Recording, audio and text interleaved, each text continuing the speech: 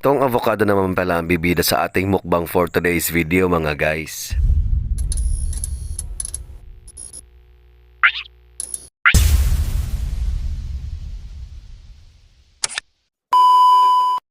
Yo mga guys, what's up? Jax Parrot nga pala, huga ko na huslaon pero may pangarap ang ibigin ka. Ay wow, hindi. Well, ito nga palang ating kakaining avocado for today's content ay talaga nga naman binurautin kasama nga nung apple mango nung nakaraang video mga guys. Well, pinagbukod ko na lang yung video para mayroon tayong panibagong vlog. Ganun talaga, mindset ba? Medyo nagulat pa nga ako dito mga paruton dahil nga naman pagkabukas ko mismo ay talaga nga naman bumulaga sa akin yung bulok mong pag-uugali. Ay hindi pala, joke lang. Bale, medyo sira na nga pala yung medyo dulo ng ating avocado mga guys dahil ikaw ba naman ilagay ni Jack Esparot sa kaldero kung hindi ka nga pagpawisin at mabulok din.